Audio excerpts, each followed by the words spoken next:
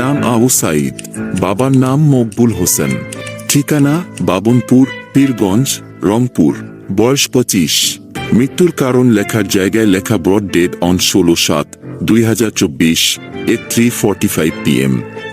বেগম রোকেয়া বিশ্ববিদ্যালয়ের ইংরেজি বিভাগের ছাত্র আবু সাইদ 16 জুলাই কোটা সংস্কারের দাবির আন্দোলনে রংপুর, ঢাকা এবং চট্টগ্রাম মিলিয়ে বাংলাদেশে যে 6 জনের মৃত্যু হয়েছিল, আবু সাইদ তাদেরই একজন। ঢাকায় সেদিন যে দুটি লাশ পড়েছিল, তার একটি ছিল হকার মোহাম্মদ শাহজাহানের এবং অন্যটি ছিল ছাত্রলীগের সবুজ আবির। আর চট্টগ্রামের মৃতদের মধ্যে ছিলেন মোহাম্মদ ফারুক, ওয়াসিম আকরাম এবং ফয়সাল আহমেদ। ওয়াসিম এবং ফয়সাল দুজনেই ছিলেন শিক্ষার্থী, আর 32 বছরের ফারুক ছিলেন আসবাব শিল্পী। 16 জুলাইয়ের ঘটনা কোটা সংরক্ষণ আন্দোলনে উত্তাল বাংলাদেশ। একদিকে ছাত্রলীগ এবং সংরক্ষণ বিরোধী আন্দোলনকারীদের মধ্যে দফায় দফায় সংঘর্ষ হয়, আর অন্যদিকে পরিস্থিতি নিয়ন্ত্রণে চলছে পুলিশের গুলি। রংপুরের বেগম রোকেয়া বিশ্ববিদ্যালয়ের ফটকের সামনে তখন চিত্র, পুলিশের রাবার বুলেটের সামনে লাঠি হাতে দাঁড়িয়ে আবু সাইদ। বুক চিতিয়ে দাঁড়িয়ে থাকা ছেলেটা হঠাৎ বসে পড়লেন, আবার উঠে দাঁড়ানোর চেষ্টা, না, আর পারলেন না। রক্ত বুকে আবু সাইদ লুটিয়ে পড়লেন রাজপথ। গুলিতে লেখা হলো এবং এই দিন 1987 সালে এরশাদের আমলে পুলিশের গুলিতে মৃত্যু হয়েছিল ছাত্র নূর হোসেন।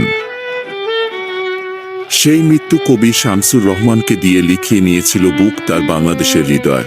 37 বছর পর সেই একই ঘটনার পুনরাবৃত্তি। আবু সাইদের মৃত্যু আবারও মনে করিয়ে দিল, শহরে টহলদার ঝাঁকঝাঁক বন্দুক, আবু সাইদের বুক ন যেন বাংলাদেশের হৃদয়। দিনমজুর মকবুল হোসেনের 9 সন্তানের মধ্যে আবু সাইদই একমাত্র যিনি বিশ্ববিদ্যালয়ে পড়ার সুযোগ পেয়েছিলেন। কোরবানির ঈদে শেষবার বাড়িতে এসেছিলেন, 3 দিন থেকে ফিরে গিয়েছিলেন ক্যাম্পাসে। বুধবার যখন কফিন বন্দি ছেলে পীরগঞ্জের বাবনপুরে ফিরল আবু সাইদের মা মনোয়ারা বেগম, তখন বিষাদে আত্মহারা, বানভাসী চোখে তখন সন্তান হারানোর যন্ত্রণা আর্তনাদ। রংপুরের পীরগঞ্জ উপজেলায় এই শ্বশুরবাড়ি শেখ হাসিনার পুলিশের গুলিতে সাইদ। এই মৃত্যুতে প্রশ্নের মুখে, মানবাধিকার গুলি না চালিয়েও কি আন্দোলনকারী শিক্ষার্থীদের নেতৃত্ব করা যেত না? কি বলছে পুলিশ? বাংলাদেশের পুলিশ যে 3টি আইনি পথে তার কার্যপ্রক্রিয়া চালায়, সেগুলি হল 1861 সালের পুলিশ আইন, 1898 সালের ফৌজদারি কার্যবিধি এবং 1943 সালের পুলিশ রেগুলেশন অফ বেঙ্গল।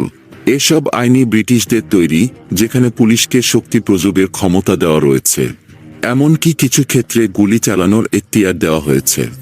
আইন অনুযায়ী গুরুত্বপূর্ণ সম্পদের নিরাপত্তা এবং আত্মরক্ষার্থে পুলিশ গুলি চালাতে পারে, তবে তা অবশ্যই হতে হবে চুক্তি। এখন প্রশ্ন, মঙ্গলবার দুপুরে বেগম রোকেয়া বিশ্ববিদ্যালয়ের সামনে কি আদৌ সেই ধরনের পরিস্থিতি তৈরি হয়েছিল? গুলি চালানোর ঘটনায় 4 সদস্যের কমিটি গঠন করেছে রংপুর মেট্রোপলিটন পুলিশ। 2 সপ্তাহের মধ্যে তদন্ত শেষ করে রিপোর্ট জমা দেবে এই কমিটি।